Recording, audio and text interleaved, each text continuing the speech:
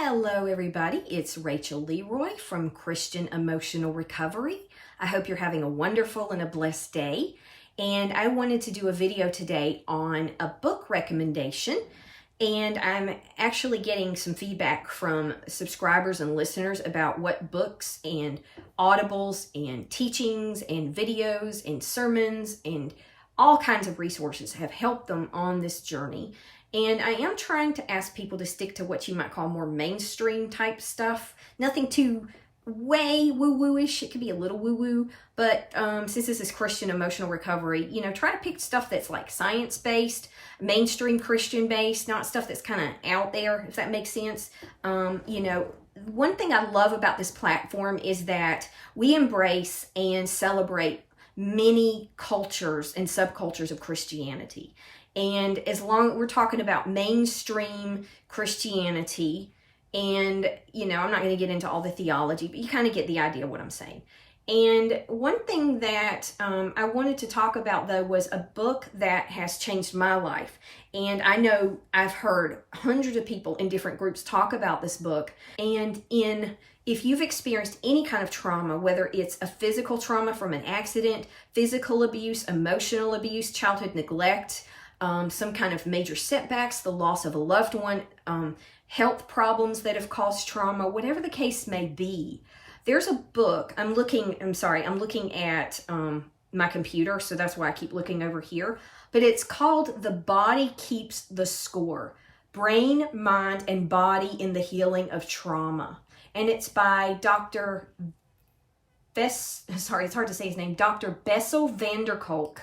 And he is legendary. He basically founded the study of healing trauma and how trauma gets stuck in the body. And that's a large influence on why I started this podcast, because I saw a lot of people who were Christians, and people would say, oh, well, you're not praying hard enough. Oh, well, you need to read the Bible more. And they would do all this stuff, positive affirmations, prayer, scripture, go to church every Sunday. Or maybe they didn't go to church, but they did their own healing practices with God at home, and they never healed. And that's what happened to me. And it's taboo. It's like you're not supposed to talk about it. Well, I'm going to talk about it. I had people tell me that I was suffering because I had sin in my life. And, I could have been perfect, and I still would have had this trauma because of experiences that I've had in the past.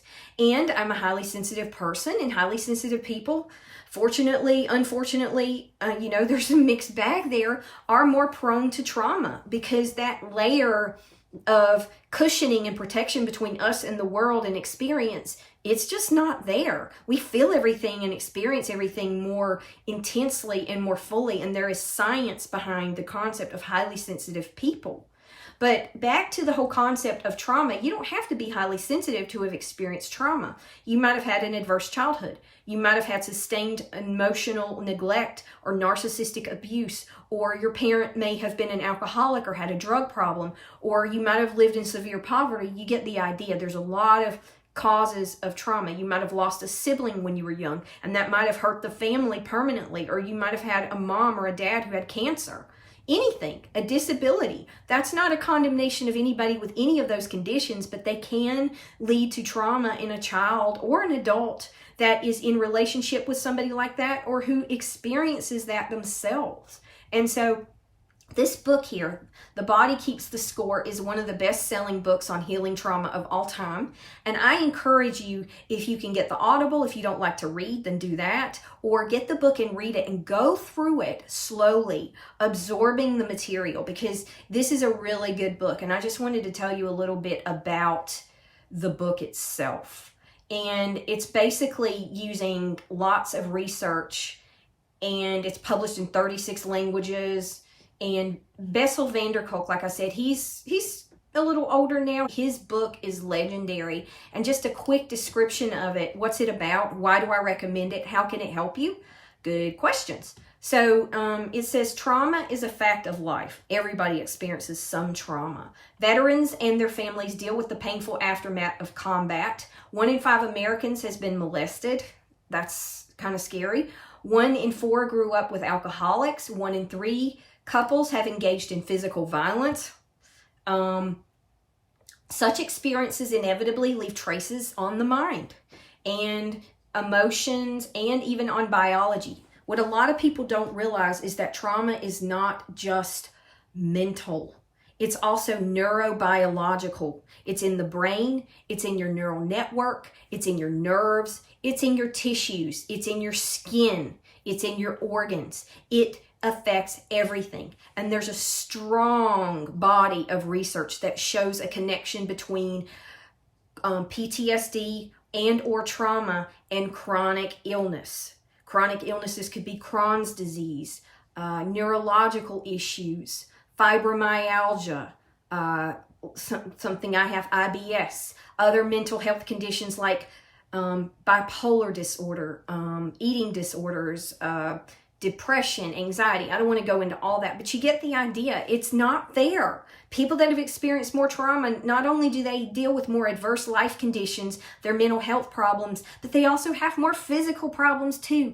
That's why it's so important to do this healing work. Even if you never get 100% of the trauma out of your body, if you could get 50%, if you could get 70% out of that to express itself and come back through the neural network and out of your body, can you imagine what kind of healing that will bring not only to your mind, but to your body? And so it talks about renowned trauma expert Bessel Van der Kolk has spent over 3 decades working with survivors. He kind of figured this out on his own with the research and with his clients and with working with them. And so he's a pioneer. In The Body Keeps the Score, he transforms our understanding of traumatic stress, revealing how it literally rearranges the brain's wiring. Get that. It literally rearranges the brain's wiring. But what we're learning in the last 10 to 20 years that is absolutely amazing is it's called neuroplasticity. Neuroplasticity, you can actually reverse a lot of that neural wiring from trauma. If you get wired with trauma in your brain, you can literally rewire your brain. And they've proven that people who do sustained meditations, for example, like 80 and 90-year-old people, if they've meditated every day or several days a week for a half an hour, 2 hours, their brains are like the brain of a 40-year-old. And so it can go both ways. If you can have your brain rewired by trauma, you can heal your brain and rewire it too by doing the right practices. And so he talks about specifically areas dedicated to pleasure, engagement, control, and trust. And so, especially in the Christian community, self-control is one of the fruits of the Spirit. But this is going to be controversial, but hear me out here. I'm not saying that people can't control themselves in general, but there are people who have had so much trauma and who have had things happen that damaged their brains. The prefrontal cortex, which is logic, reasoning, it's almost like the governor of your impulses. It's that thing that allows you not to just do all these crazy things and say whatever's in your mind. It filters that, right? That's self-control. But there are people who have had so much trauma or brain damage from drug addiction or physical trauma where that part of their brain is damaged and they literally cannot control certain aspects of their behavior. Now, with people that have overall a functional life, a functional body, and a functional mind, you can continue to do repetitions of exercises and help to bring this part of your brain out by rewiring that. And it actually heals that part of your brain, and then you learn to have more self-control. I can tell you that the amount of self-control I have now compared to 20 years ago, wow. When I was doing positive affirmations and praying, it only helped me a little bit. But no matter what I did, my mind would revert to negative thinking and anger. And I felt horrible. I felt like a horrible person. I felt condemned. I felt like I was weak. I felt like there was something wrong with me because no matter how many repetitions I did, I could not heal. The negative thinking always came back. Now, there's always going to be an aspect of it that does come back, but it comes down. It makes it easier to be able to deal with it when it does come up. You have more like choose to respond instead of react, fly off the handle, off the cuff. You see the difference? And so you learn to stop and you learn to think and you learn to realize, I have a choice here. And there's that point of power between the trigger and your reaction. And when you start working on that healing, like the work in The Body Keeps the Score, you create more space in that place where you have power to choose. And so when you heal the trauma, it's going to be very, very slowly, but you're going to start seeing that get bigger. That space where between the trigger of something and the reaction, where you can choose. And that's where self-control is. And so basically, it says he shows how these areas can be reactivated through innovative treatments, including neurofeedback, mindfulness techniques, play, yoga, and other therapies. Based on Dr. Van der Kolk's own research, mind you, this is decades of direct hands-on research with patients and clients, and he has a PhD, I think PhD or an MD, but he's well-read, believe me, and has the hands-on experience and the compassion. That's the things you want in a therapist, right? And then his own research and that of others such as, I don't know, it doesn't say, but other leading specialists. The Body Keeps Score offers proven alternatives to drugs and talk therapy, a way to reclaim our lives. So talk therapy, most of us know what that is. That's where we sit down and talk to a therapist about our problems and we kind of work them out. And it can be helpful, especially if it's the first time that we're talking about something. That's part of the denial and being honest with ourselves and healing by taking accountability and understanding ourselves. But talk therapy is limited when it comes to healing trauma. And that's why if you've been in therapy and you read your Bible and you prayed, you might not still be healed, because you've got to do the body work. You've got to get to the source of the trauma. And that's where those rewiring therapies and somatic therapies and meditation, and if it's something that you feel comfortable with and discern and feel like it's okay for you, do yoga or stretching, breathing, physical exercises.